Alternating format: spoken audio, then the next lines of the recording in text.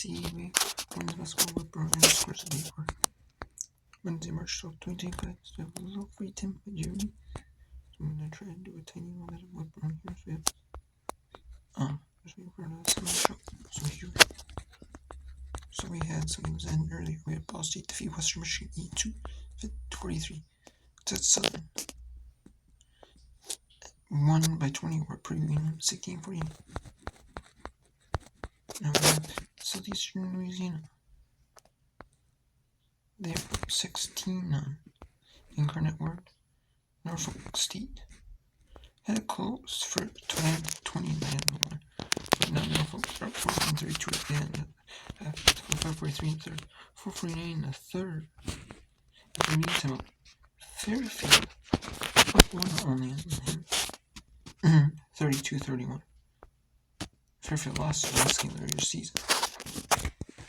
So we'll see if they do lose their first game of the tournament in the Metro Conference. Let's see. And then Liberty. Got a gift late from Middle Tennessee late in the regular season. Middle Tennessee had won to see if they would have won out. But they lost the game. They weren't even playing each other. Liberty and Middle Tennessee was and then Middle Tennessee lost.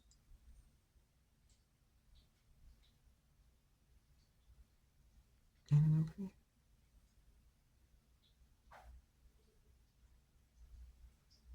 Ended up becoming. Yeah. So, like I said, Liberty did kind of again. Liberty earned one seed win over Middle Tennessee the tiebreaker. While winning the tiebreaker scenarios with Middle Tennessee. Meaning the one that they weren't tied with. They lost Middle Tennessee. And Louisiana Tech, but then they beat Middle Tennessee big. Two, so they both one big, other one arenas. And they also had a fluke loss. Middle Tennessee. Liberty lost to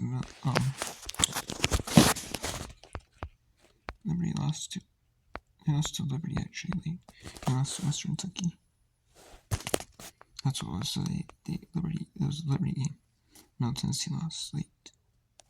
I thought it was Middle Tennessee, which they did have the fluke loss to someone else. But anyways, it is 2 minutes to go in the fourth quarter.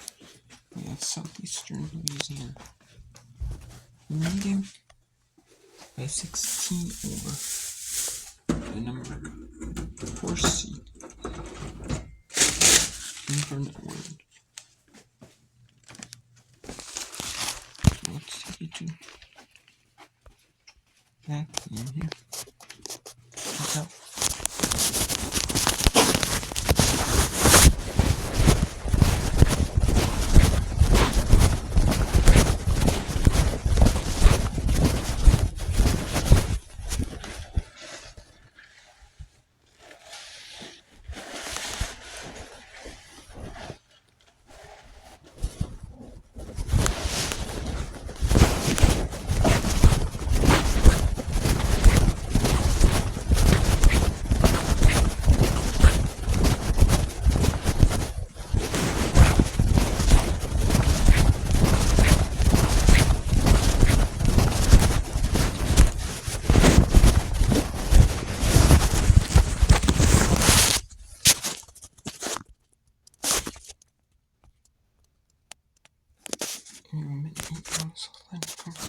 Southland Championship semifinal.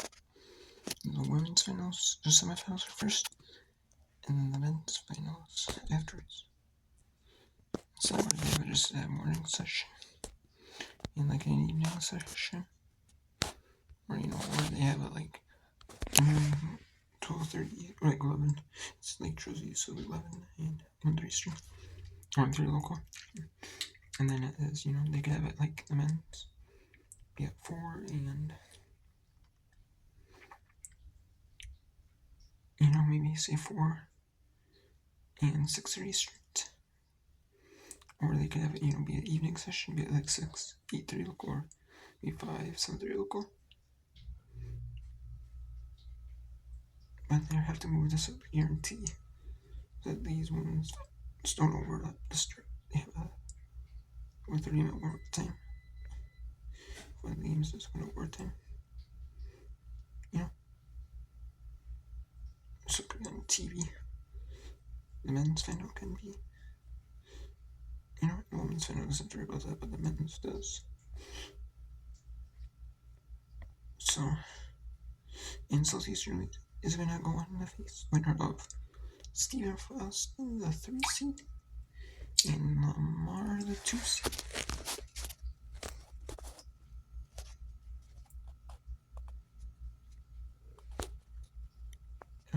Let's go to.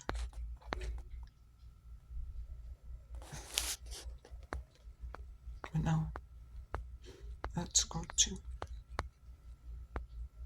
And that second map quarterfinal ended a little bit, started a little bit earlier than 1:30 Eastern. So let's go to the Fairfield. Up only 6 on the Manhattan Jessers. The Fairfield stats.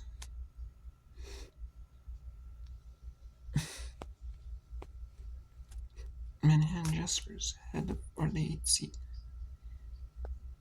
They had to win against the 9 seed yesterday to advance to the quarterfinal match.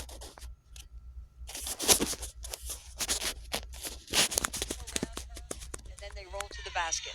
Need a little high-low action. Lamro out for Lauren Beach defensively.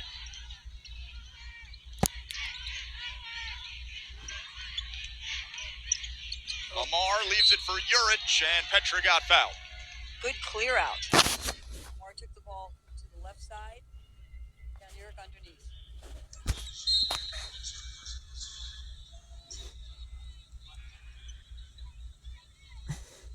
Petra Urich, a 76% free throw shooter. Lauren Beach commits the personal. It's her first. The Jaspers have been having a good flow of their offense. Ball isn't sticking. It's going side to side, making strong cuts. Yeah, they're just not making shots. During this drought, the turnovers are starting to mount. They were really good with the basketball through the midway point of the third quarter. And Carly Thibault-Dudonis and her staff made the defensive adjustments. Fairfield's gone from 6 down to 4 up. They've got the last shot of the third.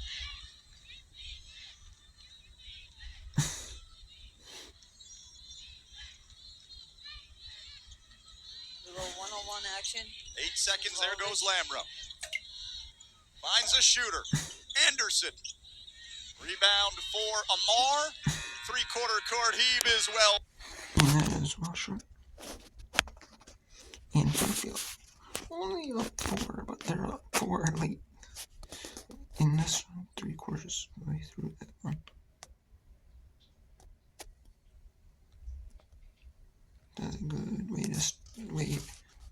That's good if you're Fairfield to be up 4 instead of be down 6. And South Carolina State is now 21 to Norfolk.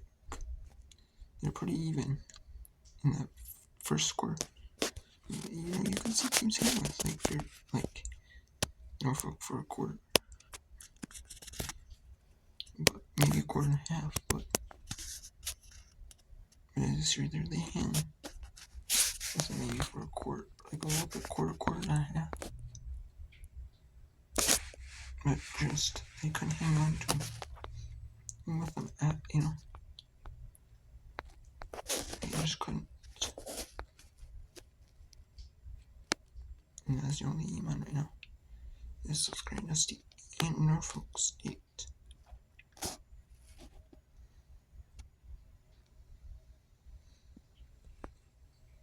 I know the other ones in the meantime. The second MAC championship quarterfinal and the first Conference USA championship quarterfinal. Conference USA Championship quarterfinal. Is that the half? USA Championship quarterfinal? That one is at the half.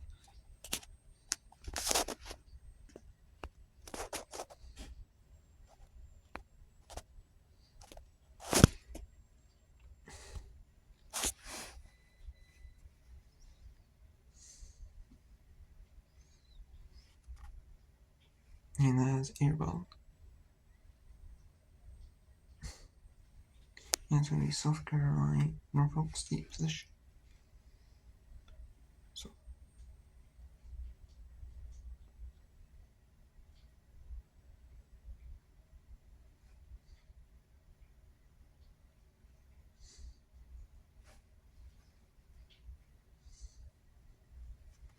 that's the final. Position for North Farms to the third quarter. 10 seconds. So,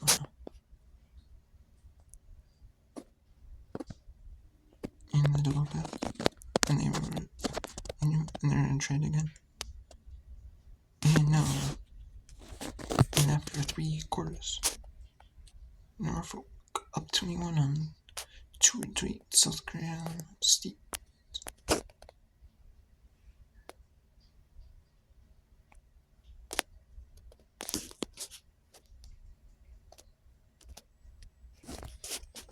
Let's go to the Conference USA Championship between Sam Houston and Liberty in the quarterfinal round in Huntsville, Alabama.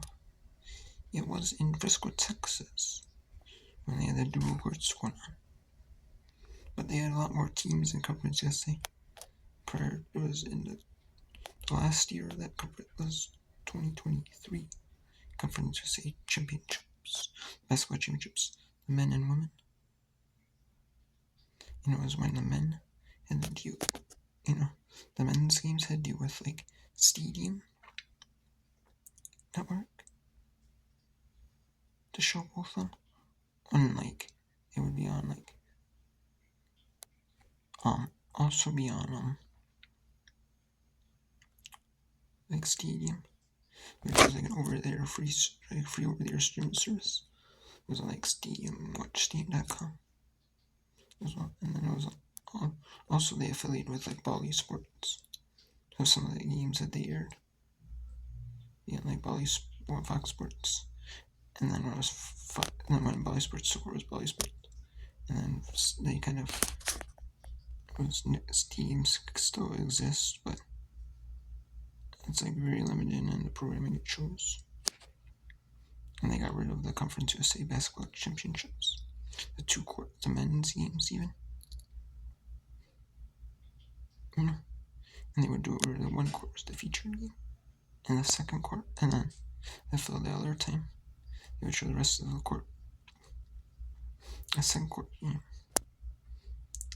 They would show what they would was the first game started at noon, say.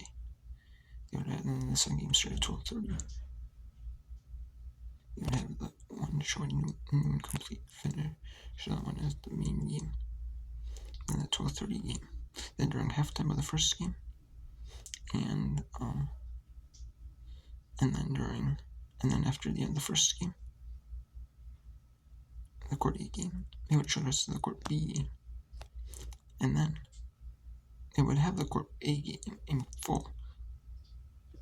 Unlike WatchStadium.com and stuff, then Court B game in full. You want to specific watch each court game in full. They would have Court A show off Court A, then show Court B, then go to off Court A, then go to Court A game, and show that game. Off the Court A game, and they would go back to the Court B, show the rest of that, for the second games, and then they would do, and that would be the same for the men.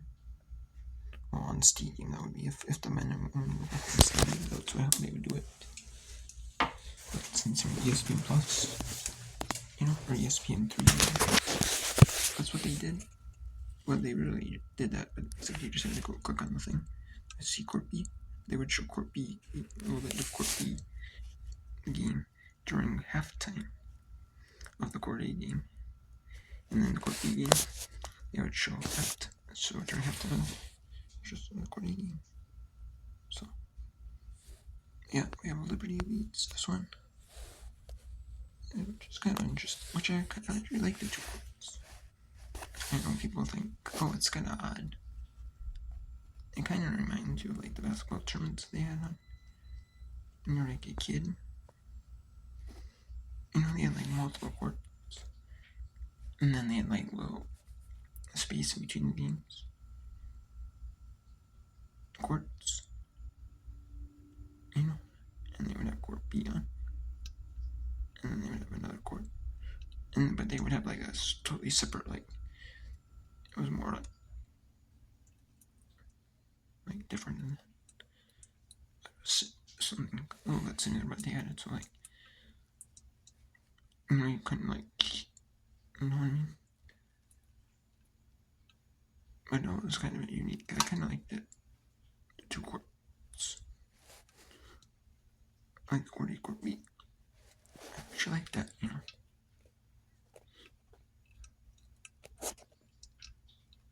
It's a shame that, you know,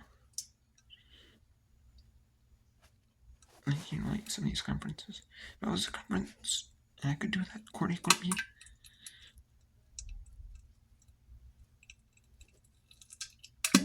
Do a two court set for my conference tournament. I would definitely do a two court set for my conference tournament. I want them in the moments. Either of them both play at the exact same time, or do like the staggered times. You know? Like, absolutely. I would. It kind of brings intrigue for like the fans. And like the players. Because the fans, you know, you can see, like, you watch your game exclusively, but you'll be able to see like live look-ins of like the first court. You know? You're gonna see like live look-ins like the first court, second court, during like the other court during halftime of your game, you know. You should watch it if you're watching like the ESPN Plus bracket strike, you know, or like something like that. You know, so I would like that. Even if it was a small conference, it's like a small like Division 2, Division 3 conference. I want to try that. I would do that. You know?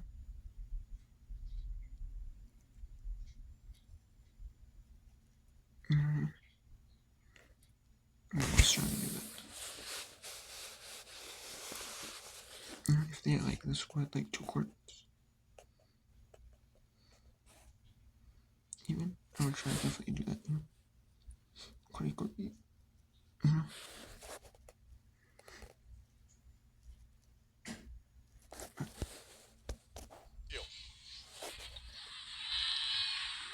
Nicoletti Leite is yet to score.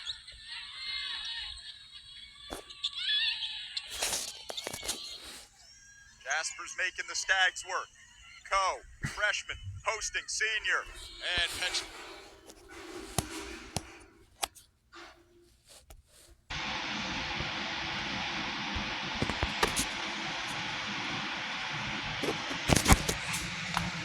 Yes, we have it. Let's have a switch off with the scores here. So Norfolk is all over South Dakota State 66 45 winning and 435. It's a tight one. And then Liberty up 44-32. After what I kept running here, you can see the 5-4 matchup. 15-15 5 seed and how against the 4 seed Kansas State. And then 2 strategy is safest team. In the second Southland team, fifth team, the second team. So, and yeah, which says 2 straight, it's really going to be 2-3 straight. lower seed holder in the 2-7 chip. The 7 seed lower seed in 2-7 chip. And then should be 2, yes, no. Let me think. 2 lower seed, I think that's it. Let's go to the same who's still in the division. Back to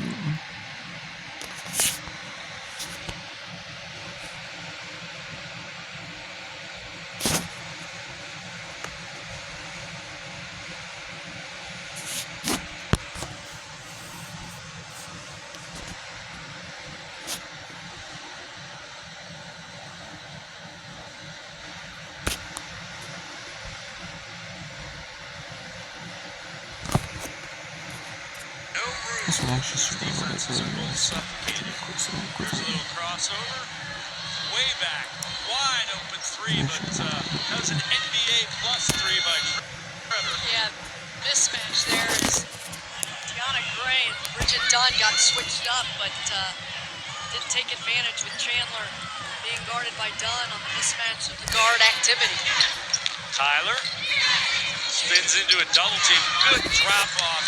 And get the easy bucket is Maya Babbitt. Great play. Yeah, and it all starts with Tyler keeping the ball high. We've mentioned a few times they've gotten themselves in trouble in the post by bringing the ball down low. Tyler recognizing the double team, keeps that ball high, makes a great pass across the lane for the easy two.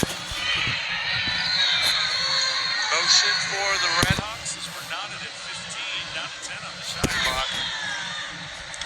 Good defense again as Chandler can't get it to go. And there will be a foul whistled on Miami. This is going to be a foul. You see Tyler just so good at her length. And ball comes up, tried to come through on Tyler. It's Richardson again. Yeah, Richardson. But Tyler's got that heavily bandaged shoulder. Missed the last few games of the regular season. But I know Kent State was glad to see her back in the lineup today. Basketball will stay with the Flashes. I said I wasn't able to do the call. What?